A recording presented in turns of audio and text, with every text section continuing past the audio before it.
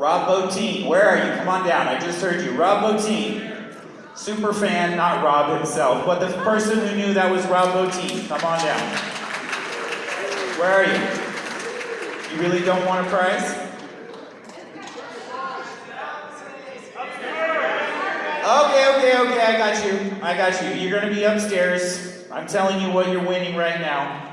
You get to choose between Robocop Part 2 on VHS, sealed,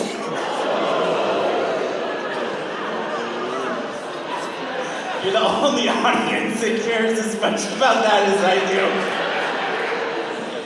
Or, I don't think you need a Blu-ray of Robocop, so how about a laser disc of Showgirls?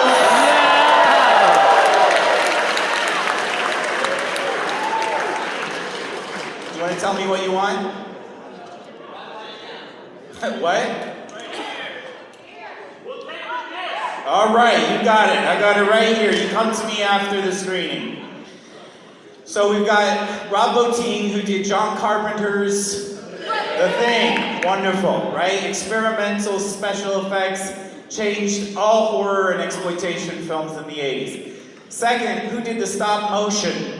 Phil Tippett. Phil Tippett, Bay Area legend. Phil Tippett is gonna do our stop motion.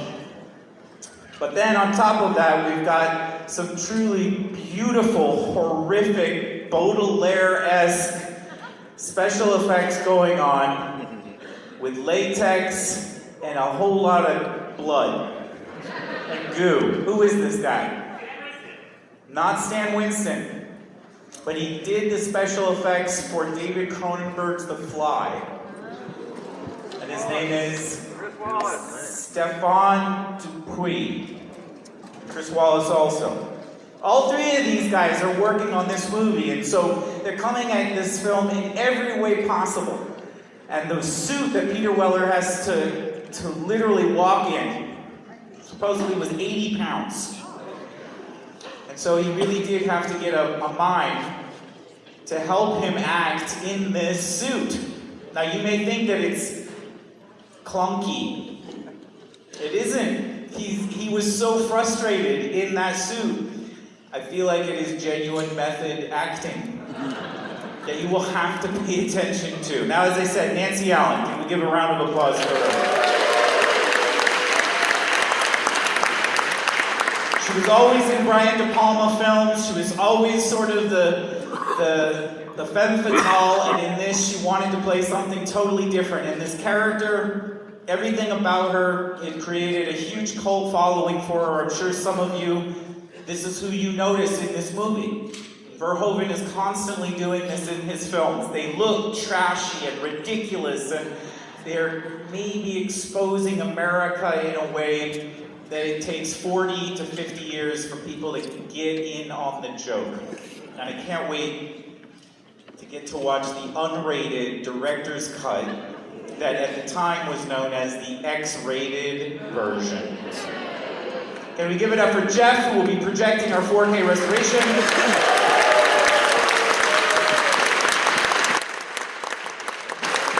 You can pull out your raffle ticket. I think we're getting everybody out from the popcorn line and the drink line and the bathroom line. I would love number 448. Where's 448?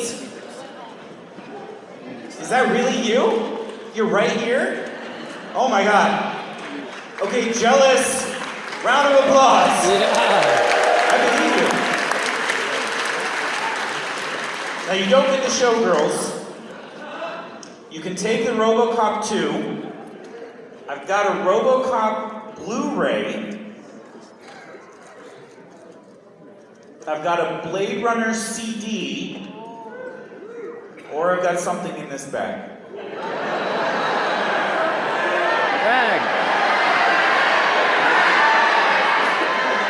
I don't know, the sealed VHS. These things are worth a lot of money nowadays. You don't get the bag as well, no. He's gonna take the bag. And this is an Ed 209 toy.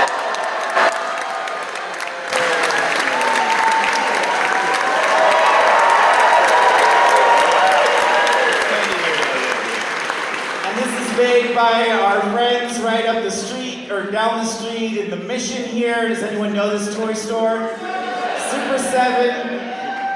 I adore this store. They still have a couple of those left, I think, but I bought as many as I could.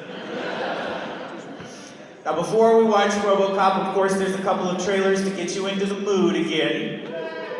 But then, because we're here and because we're kicking off 2024, and I didn't know that I was going to get to be, there's going to be a whole nother screening of 2001, and then the Castro's also playing All of Us Strangers, and the Talking Heads stopped making sense. I really put everything I could into this one.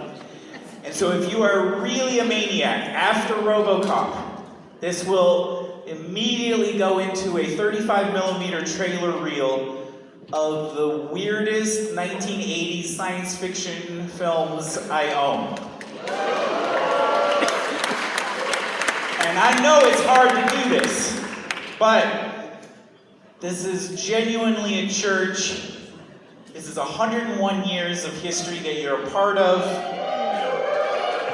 Your brains are going to be spiraling of like, what was Robocop's true objective in life? And you can sit back and experience the 1980s in one more way. Please make sure you turn your cell phones off, you treat your neighbors with respect here, and have an amazing time with Paul Verhoeven's Robocop.